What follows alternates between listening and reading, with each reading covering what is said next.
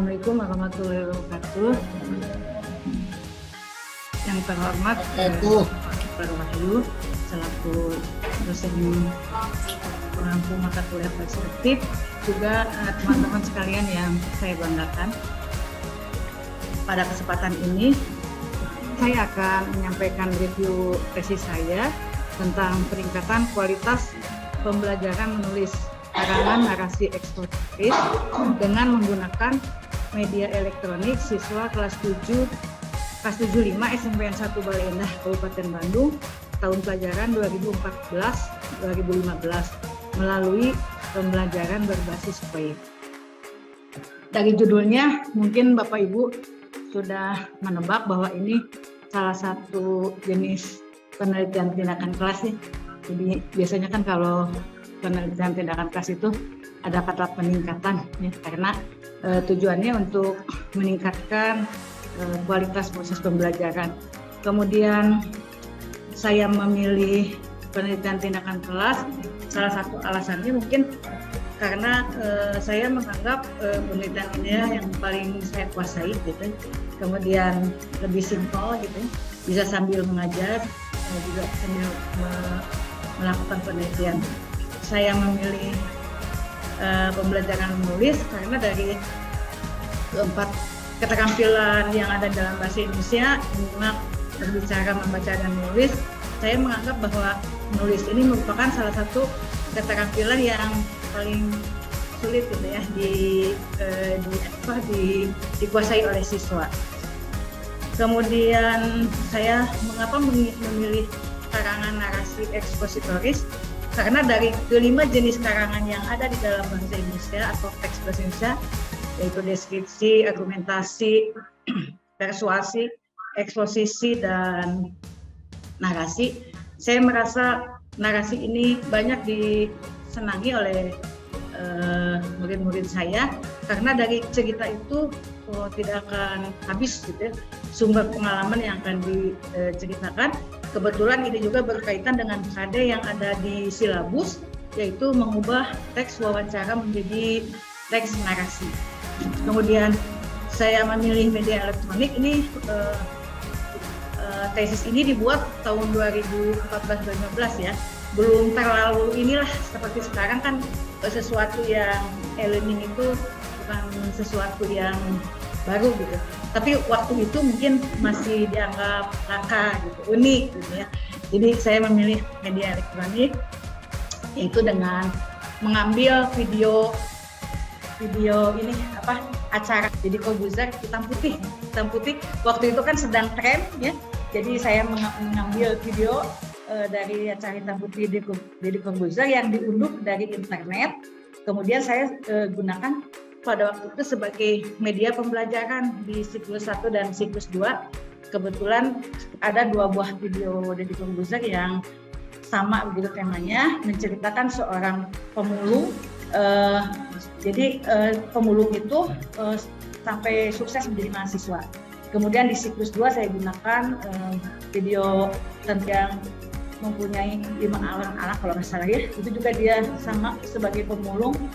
Kemudian suaminya sudah meninggal, dia membesarkan anaknya sampai dewasa dengan profesi sebagai pemulung itu. Itu media yang saya gunakan.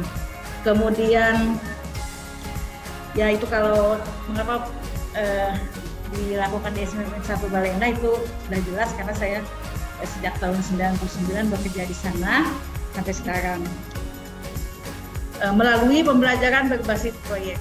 Karena saya menganggap bahwa pembelajaran berbasis proyek itu merupakan metode pembelajaran yang bisa menumbuhkan potensi siswa, dan sekarang di dalam kurikulum Merdeka ini ternyata pembelajaran berbasis proyek ini merupakan primadona ya di dalam kurikulum Merdeka.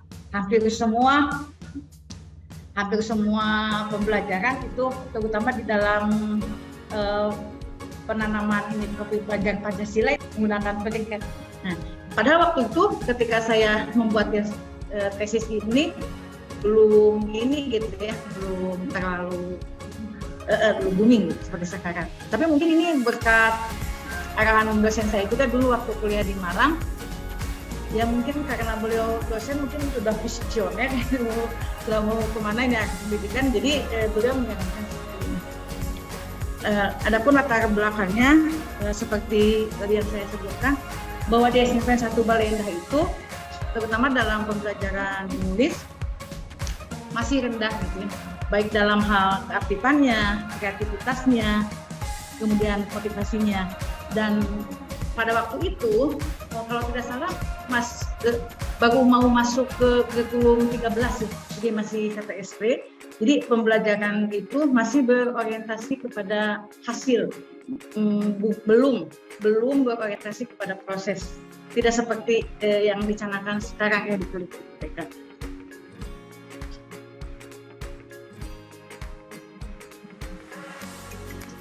Nah, tujuan penelitian ini adalah untuk meningkatkan kualitas proses pembelajaran sekaligus kualitas hasil pembelajaran dengan menggunakan desain penelitian tindakan kelas, kemis, dan Mektagat.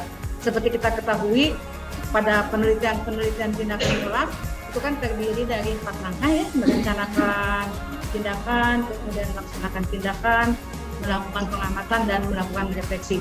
Hanya pada model penelitian kemis dan Mektagat ini ketika kita melaksanakan digabungkan dengan pengamatan, jadi sambil melaksanakan kita melakukan pengamatan. Sebenarnya banyak juga nih tokoh-tokoh penelitian tindakan kelas seperti yang lain seperti Hodgkin atau Kurt Lewin yang pertama kali memperkenalkan penelitian tindakan kelas, dan Ebert dan sebagainya. Tapi saya merasa tertarik ini juga sama berdasarkan konsultasi dengan dosen pembimbing. Ini langkah-langkahnya. Saya mengidentifikasi masalah. Waktu itu saya berdiskusi, melakukan penelitian dengan observer saya, kebetulan teman saya sendiri, kemudian merumuskan masalah.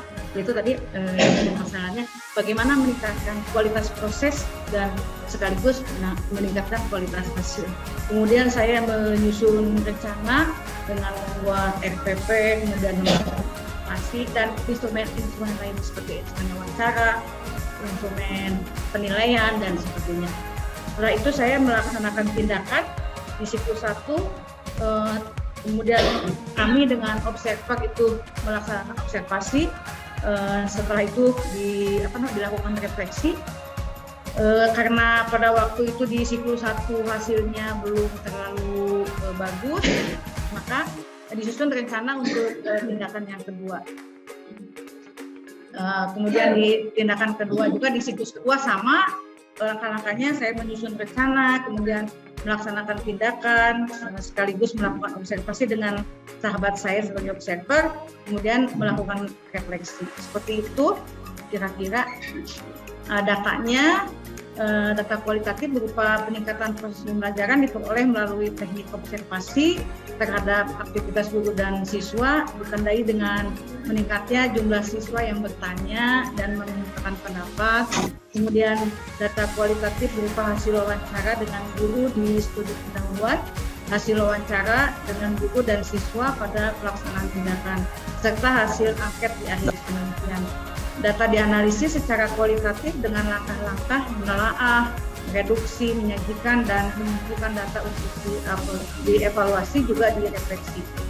Kemudian seperti halnya penelitian kualitatif, pemeriksaan data dilakukan dengan triangulasi sumber, data peningkatan hasil pelajaran diperoleh melalui teknik penugasan pada pelaksanaan proses pembelajaran tes pada akhir siklus. Data kuantitatif berupa data jumlah skor hasil validasi perangkat pembelajaran dan instrumen penelitian, hasil observasi aktivitas guru dan siswa, serta hasil belajar siswa dianalisis secara kuantitatif. Jadi datanya itu berupa data kualitatif dan kuantitatif. Kalau data kualitatif itu berkaitan ketika kita melaksanakan proses pembelajaran, sedangkan data kuantitatif diperoleh ketika kita melaksanakan tes. Hasil tes itu diolah dengan menggunakan penilaian acuan patokan. Ini hasil penelitiannya panjang lebar, guys, seperti ini hasilnya. Intinya bahwa di siklus 1 itu ke siklus 2 ada peningkatan seperti itu. Tapi sebenarnya teman-teman untuk hasil penelitian tindakan kelas ini tidak usah selalu meningkat katanya. Menurun juga boleh asal nanti disebutkan alasan-alasannya gitu. Tapi kebetulan memang saya meningkat gitu, ada meningkat. Ada mungkin anak merasa tertarik dengan ketika ditayangkan video tersebut. Jadi anak lebih bergairah, lebih termotivasi ketika belajar, banyak yang bertanya. Kemudian juga secara hasilnya juga ini diperoleh nilai tes di siklus 1 adalah 27 orang siswa atau sekitar 67% dari keseluruhan siswa berhasil, meningkat sekitar 23% di siklus 2 menjadi 36 orang atau sekitar 90% dari keseluruhan siswa berhasil.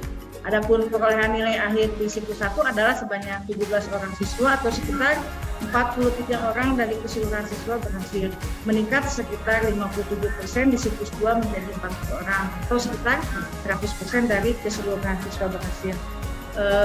Tandanya ini berhasil karena pada waktu itu masih KTSP, masih ada KKM, jadi banyak anak-anak yang memperoleh nilai di atas KKM, yaitu waktu itu KKM-nya 70. Dari penelitian ini saya mendapatkan kesimpulan bahwa kegiatan pembelajaran menulis karangan narasi ekspositoris di kelas 75 SMPN 1 Balayan di Kabupaten Bandung di siklus 1 belum berhasil karena belum mencapai ketuntasan minimal yang ditetapkan, yaitu 70. Sedangkan di siklus 2 sudah berhasil karena sudah mencapai ketuntasan minimal yang ditetapkan, yaitu 70. Peningkatan untuk kegiatan guru adalah 21%, untuk kegiatan siswa adalah 12%, untuk kemampuan siswa dalam merencanakan langkah-langkah menulis karangan adalah 29%, untuk kemampuan siswa dalam membuat karangan adalah 11%, untuk kemampuan siswa dalam mengembangkan karangan adalah 10%. Pada waktu itu saya menyarankan kepada guru-guru, khususnya guru bahasa Indonesia, umumnya guru-guru yang lain, mungkin mata pelajaran yang lain, karena penelitian ini juga ditujukan untuk guru mata pelajaran lain. Untuk sebagai referensi, saya menganjurkan untuk seluruh guru yang ada di sekolah saya khususnya untuk selalu terus berinovasi baik dari segi metode, media, atau bahan ajar yang dapat memotivasi siswa meningkatkan kemampuan menulisnya. Mungkin itu saja penjelasan saya tentang review tesis, mudah-mudahan bermanfaat. Terima kasih.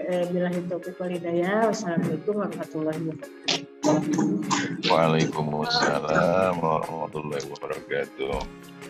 Nuhun Bu Iip.